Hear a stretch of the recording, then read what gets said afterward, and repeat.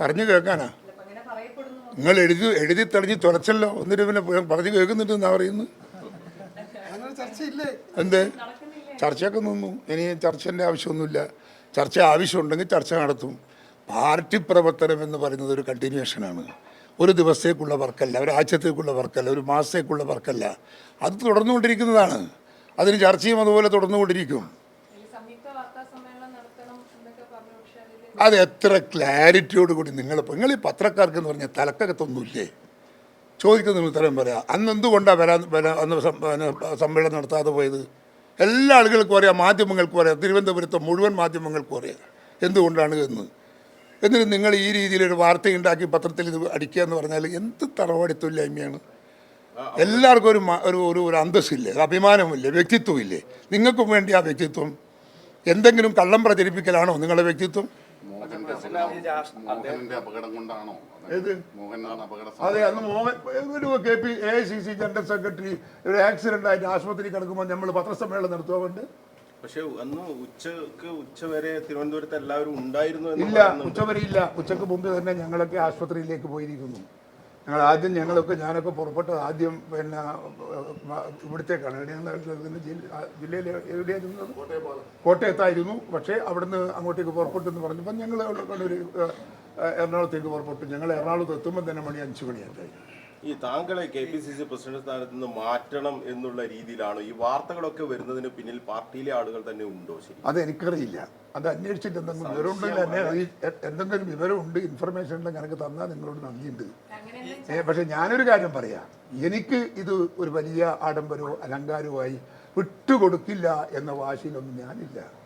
ആർക്കും AICC ഏത് പ്രസിഡന്റിനും വെക്കാം.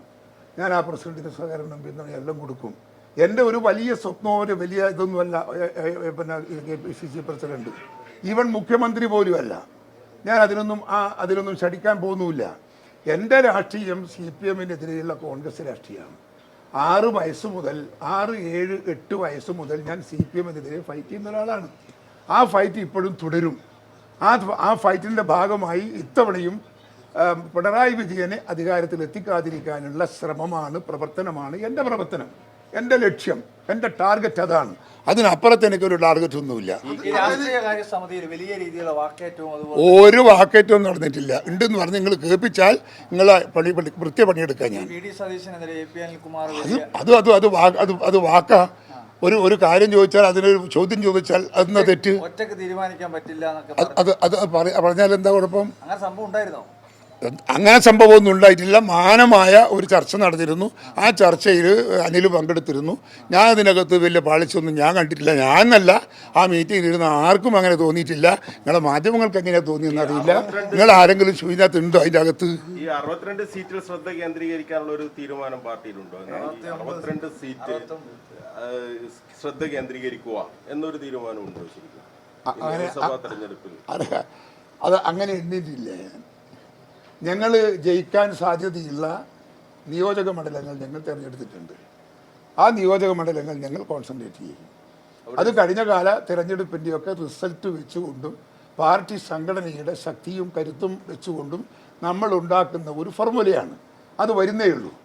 Within couple of days it will come out. സ്ഥാനാർത്ഥികളും ഏതാണ്ട് ധാരണയായിട്ടുണ്ടോ?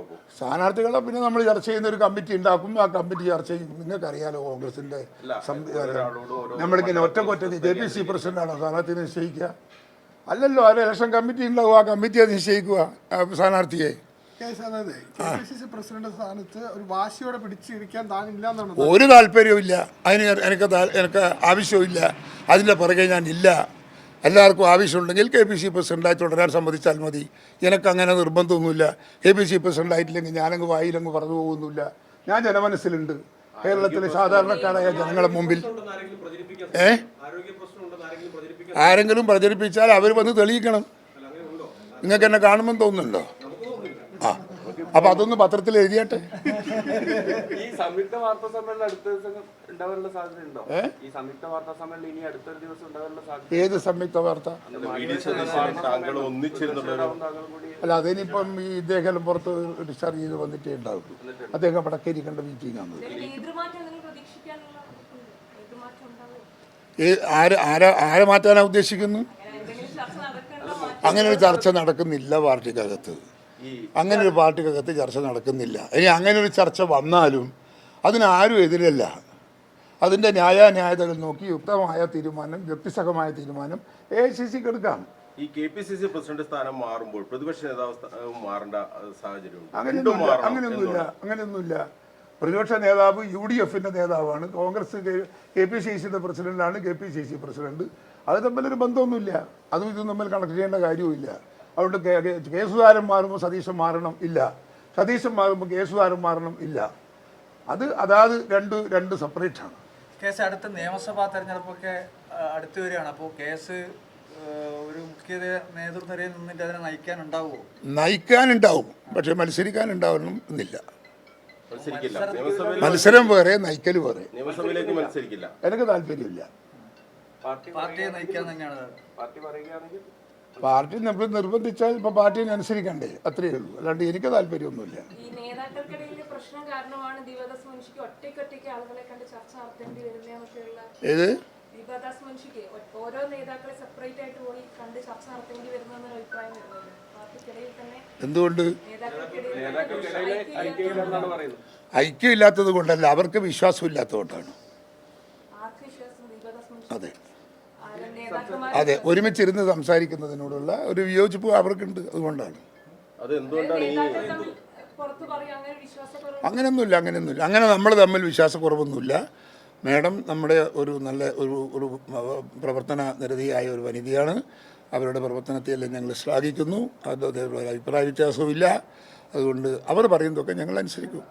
കേസ് പുന്നൂരിലെ ഒരു CPM പ്രവർത്തകൻ സലീമിനെ കൊലപ്പെടുത്തിയ കേസിൽ ആ CPM പ്രവർത്തകർ തന്നെയാണ് സലീമിനെ കൊലപ്പെടുത്തിയത് എന്ന് അദ്ദേഹത്തിന്റെ പിതാവ് ഇപ്പോൾ ആരോപിച്ചിട്ടുണ്ട്. അതെ, അതിനകത്ത് അദ്ദേഹം അതിൻ്റെ തെളിവും പറഞ്ഞിട്ടുണ്ട്. അതെ, CPM ആണെന്നുള്ള തെളിവുണ്ട്. ഫസൽ വധക്കേസ് ഇനി അത് അന്വേഷിക്കണം, പോലീസ് അന്വേഷിക്കട്ടെ.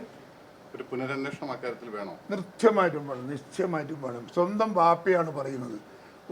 ഒരു മകൻ്റെ മരണത്തെക്കുറിച്ച് പിന്നെ സ്വന്തം ഉപ്പ ഉന്നയിക്കുന്ന ഒരു ആരോപണത്തെക്കുറിച്ച് പോലീസ് അന്വേഷിക്കുന്നില്ലെങ്കിൽ പിന്നെ ആരുടെ ആക്ഷേപമാണ് അന്വേഷിക്കണം?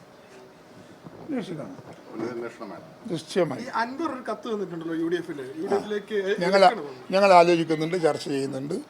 ചർച്ച ചെയ്ത് നമ്മളൊരു തീരുമാനം എടുക്കും. ഈ അൻവർ UDFിലേക്ക് വരുന്നത് KPCC പ്രസിഡന്റ് എന്ന നിലയിൽ താങ്കളുടെ സ്വാഗതം? എനിക്ക് സ്വാഗതമാണ്. എന്തൊക്കെ ഈ വെറുതെ ചൊറിഞ്ഞോണ്ടിരിക്കല്ല. അതിന് ഇങ്ങനെ തോട്ടിക്കൊണ്ടിരിക്കുന്നുണ്ട്. അതിനായിരിക്കും അത് വെള്ളം കുടിക്കാനാണ്.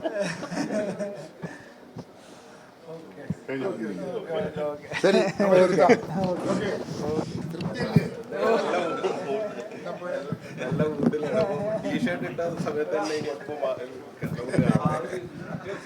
കതർ ഇടുമ്പാട് ഒരു ഗൗരവം കൂടുന്നത്. ചെറുപ്പായോ? ഞാൻ ടീഷർട്ട് ഇടുന്ന ആൾ തന്നെയാണ്. ടീഷർട്ടും പാൻറ്റെല്ലാം ഇടുന്നുണ്ട്. അത് കുറച്ചും കൂടി ചെറുപ്പമായി, നമ്മളോട് നല്ല സൗഹൃദമായി. അതെ, അപ്പോൾ ഓക്കെ, നമസ്തേ.